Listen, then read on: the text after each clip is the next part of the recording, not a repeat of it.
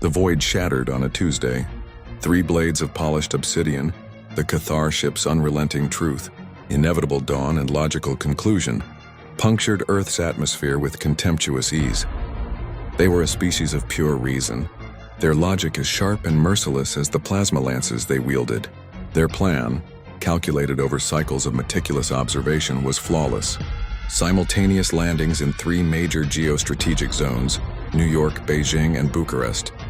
The bipedal species designated Target 734 would be decapitated, its command structures thrown into chaos before a true defense could be mounted.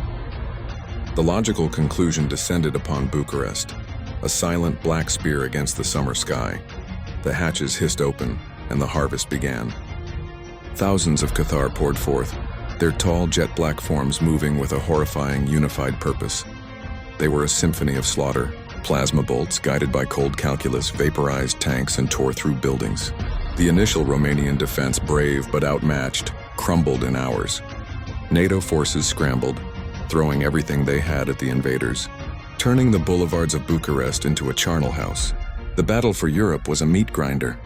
The Cathar's logic had not fully accounted for human desperation, for the sheer bloody-minded refusal to surrender. Soldiers with shattered limbs still fired their rifles. Civilians used cars as bombs. The city's ancient labyrinthine metro system became a hive of ambushes and brutal close-quarters combat. For weeks, the war raged. The Cathar were winning, but at a cost that horrified their collective consciousness. They had lost nearly 90% of their ground forces. The city was a ruin. The European armies were decimated, but the invaders were broken. Subprime Executor Kavorn, commander of the Logical Conclusions ground force, processed the grim data. The harvest was a failure. Continued engagement was illogical. He issued the order, retreat. His logic identified the perfect sanctuary, the Carpathian Mountains. Remote, sparsely populated, defensible terrain. A place to regroup, repair their wounded, and re-establish a stable link to the orbital command. A few hundred surviving Cathar, the hardened, blood-spattered veterans of a horrific war, melted away from the ruined city, heading north into the brooding, ancient heart of Transylvania. They thought they were retreating to safety. They were, in fact, walking into the abattoir. The forest that swallowed them was a monstrous entity.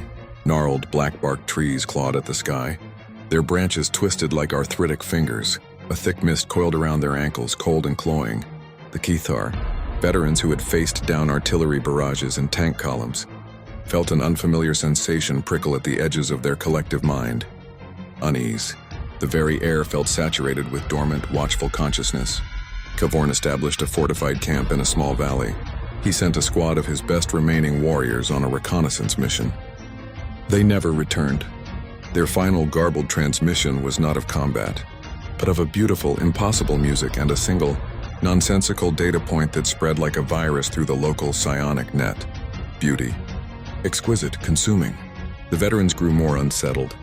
This was not a human ambush. This was something else. That night, the Ielis dance was followed by the main course, the Strigoi. They clawed their way out of the damp soil around the camp. Not the shambling ghouls of Bucharest, but faster, more malevolent things, born of cursed earth and violent death. The battle-hardened Cathar met them with disciplined plasma fire, but their enemy was unlike any they had faced. When a Strigoi was vaporized, the very soil would writhe and birth another to take its place. They were fighting the land itself. They repelled the attack but lost 24 more warriors, dragged screaming into the regenerating darkness. Fear, the ghost emotion they thought they had transcended, now had a chilling grip on the survivors. Kavorn, a being of supreme tactical acumen, was facing an enemy that did not adhere to the rules of warfare or even physics. He ordered a forced march to higher ground. As they moved through the oppressive woods, the howling began. From the shadows burst the Prikolichi, werewolves the size of armored vehicles, their eyes glowing with a feral intelligence that mocked the Cathar's cold logic. The aliens who had shattered human armies were torn apart like dolls. Their plasma fire cauterized horrific wounds, but the beast's fury was absolute. They were shredded, crushed, and devoured. A mere handful, led by a desperate Kavorn, fled blindly through the nightmarish woods, finally collapsing in a small, unnatural clearing. Before them stood the skeletal ruins of an old stone fortress, clinging to the mountainside like a dying man's last grasp. And in the center of the clearing, a figure waited, was tall and imperious, dressed in the archaic finery of a long-dead Wallachian prince. His face was pale, his eyes holding an ancient, chilling intelligence that made the K-Antharaeus collective knowledge seem like a child-esque scrawling. An aura of absolute command, of utter deathless cruelty, rolled off him in palpable waves. "You have fought bravely," a voice entered their minds, a voice of cold, rich velvet and dried blood. "You have bested the armies of the New World, but you have retreated into the heart of the Old One, a fatal error in judgment." Kvorn raised his plasma rifle, but his limbs felt heavy. "Identify yourself, entity," he transmitted, his tactical mind grasping for any logical data point. The figure smiled, a humorless expression of pure predatory satisfaction. "I am the soul of this land, its king. You came to harvest humanity, a sterile plague of logic from the void.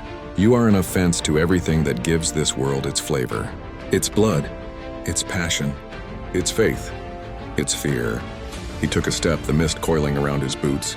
"Men once called me Vlad, the Impaler Prince, the last Cathar warrior, a decorated veteran of the siege of the Palace of the Parliament," screamed a data burst of defiance and fired.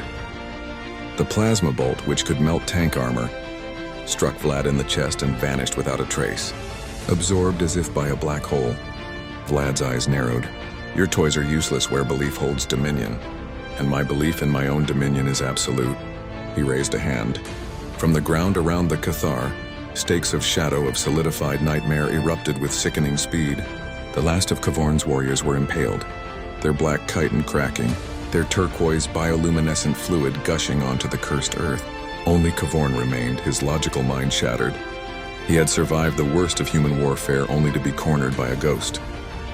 "You sought to conquer a world whose deepest power you could not even measure," Vlad whispered, gliding towards him.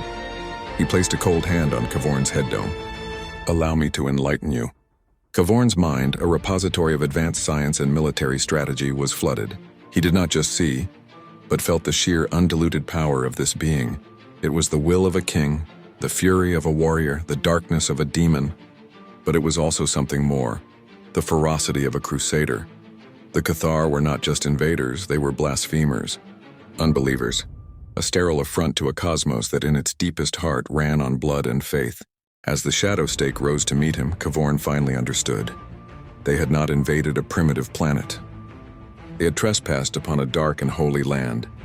As the last Cathar in Transylvania died, Vlad stood amidst the ruins, his form pulsing with absorbed alien energy.